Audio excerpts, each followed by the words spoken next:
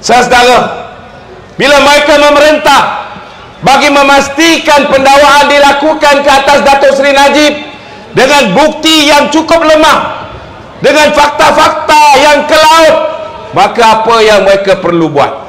Pertama sekali, saudara, mereka telah mengangkat peguam negara. Peguam kepada Lim Guan Eng diangkat menjadi peguam negara. Tidak lain, tidak bukan Tommy Thomas. Sebab apa? Bila dilantik peguam yang juga merupakan peguam kepada Ketua Komunis Malaya ini, tuan-tuan, maka sudah pastinya dengan kuasa yang ada pada peguam negara, 3 kuasa paling besar. Pertama, dia boleh dakwa siapa saja yang dia suka. Ada kes ke, tak ada kes ke, ada bukti ke, tak ada bukti, dia boleh dakwa dulu. Seperti mana yang kita dengar sebelum ni, dakwa dulu, siasat kemudian. Kedua, tuan-tuan, dia ada kuasa untuk menggugurkan mana-mana kes yang dia mahu. Itu sebabnya kita lihat bila Pakatan Harapan memerintah, 18 pemimpin daripada Barisan Nasional telah dihadapkan ke muka pengadilan. Dan sebaliknya, tuan-tuan, ada lebih kurang 15 pemimpin Pakatan Harapan telah digugurkan kes dia. Dan yang ketiga, tuan-tuan, kuasa yang ada kepada pemimpin yang bernama peguam negara ni, tuan-tuan, ialah kuasa untuk menghadapkan mana-mana yang di Pertuan Negeri dan juga sultan-sultan, termasuk yang di Pertuan Agong, tuan-tuan, di Mahkamah Khas. Ini 3 kuasa. Itu sebabnya perkara pertama yang dia orang buat, dia tukar peguam negara. Saudara, dia arahkan supaya dipecat Tan Sri Apandi Ali, digantikan dengan Tommy Thomas. Kedua, apa dia buat? Kedua, saudara, dia lantik seorang hakim yang pro DAP, Tan Sri Richard Malanjut. Tuan-tuan, itu sebabnya bila mana Lim Guan Eng dihadapkan ke muka pengadilan, dia ada 60 saksi pihak pendakwaan, 25 dah dipanggil, tinggal lagi 35. Bila ditukar Tan Sri Richard Malanjut menjadi ketua hakim negara, tiba-tiba Hakim Datuk Hadariah, tuan-tuan, telah pun memutuskan atas permintaan peguam negara, meminta supaya kes Lim Guan Eng digugurkan. Lim Guan Eng, tuan-tuan, peguam negara minta supaya hanya dibebaskan tapi tak dilepaskan. Tapi apa yang Datuk Hakim Hadariah buat, tuan-tuan, dia telah lepaskan dan bebaskan. Maknanya lepas ni kalau kita nak tuduh balik Lim Guan Eng, kita tak boleh tuduh atas kesalahan yang sama. Macam saudara Hisham cakap depan ni, nak hadapkan, kena buat penyesuaian, kena fakta pun kena beza, baru boleh kita dakwa balik Lim Guan Eng ini, tuan-tuan. Saudara Muhsin Latif telah membuat semakan ke atas keputusan yang dibuat oleh Hakim Datuk Hadariah ini, tuan-tuan. Pada hari semakan kehakiman nak dilakukan ke atas hakim, keputusan yang dibuat oleh Hakim Datuk Hadariah, hakim yang ditugaskan pada pagi tersebut ialah Hakim Datuk Abdul Karim. Tuan-tuan tahu apa jadi? Tiba-tiba arahan daripada Tan Sri Richard Malanjut, seorang ketua hakim negara yang kita tahu selepas dia pencen, dia terus naik satu pentas dengan DAP di Sabah.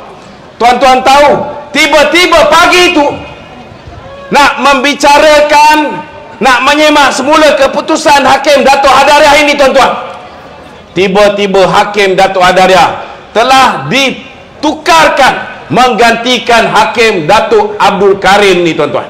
Maknanya apa? Maknanya Hakim Datuk Hadariah mendengar semakan keputusan yang dia sendiri buat. Itu sebab saya tak pernah takut nak kata bahawa di bawah pemerintahan Pakatan Harapan, undang-undang Malaysia ini sudah bertukar menjadi law of the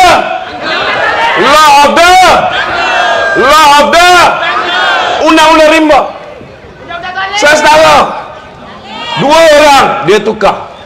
Ketiga, nak pastikan kes-kes yang melibatkan Pakatan Harapan dipendamkan. Sebaliknya, pemimpin-pemimpin UMNO yang tak nak dengar cakap dia, saya nak beritahu tuan-tuan, bukan semua pemimpin UMNO, tuan-tuan, didakwa. Betul? Kenapa bukan semua pemimpin UMNO didakwa, tuan-tuan? Saudara, pemimpin yang tak nak tunduk dengan Mahathir, pemimpin yang tak nak tunduk dengan Muhyiddin, barulah mereka ini akan dihadapkan ke muka pengadilan. Kita bukan tak tahu tuan-tuan, Anwar Musa juga ada kes, betul tak betul?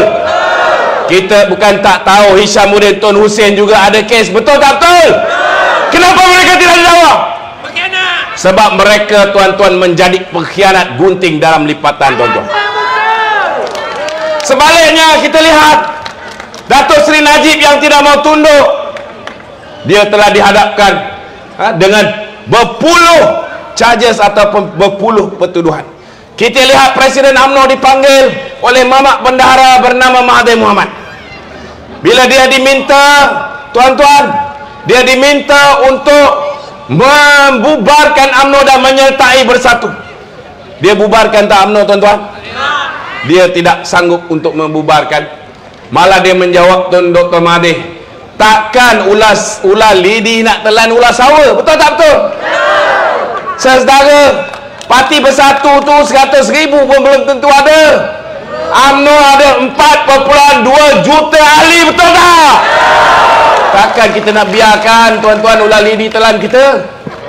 Maka saudara, akibat daripada itu, 10 hari selepas tu Datuk Zahid tuan-tuan, bukan sikit tuan-tuan, 87 pertuduhan. Sebab apa?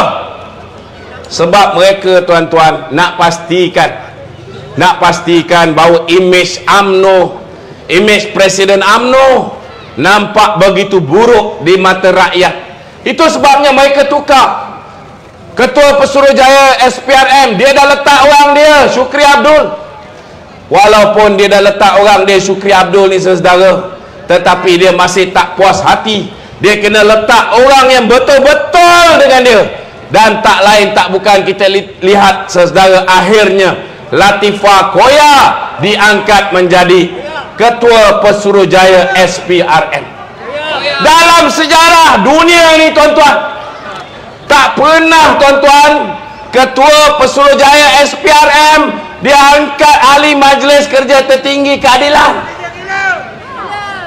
Saudara, kalaulah ahli Majlis Pimpinan Tertinggi Keadilan diangkat jadi Ketua Pesuruhjaya SPRM, kalau orang-orang dia dah jadi menteri, tuan-tuan, mengambil rasuah, adakah pemimpin Pakatan Harapan ni akan didakwa?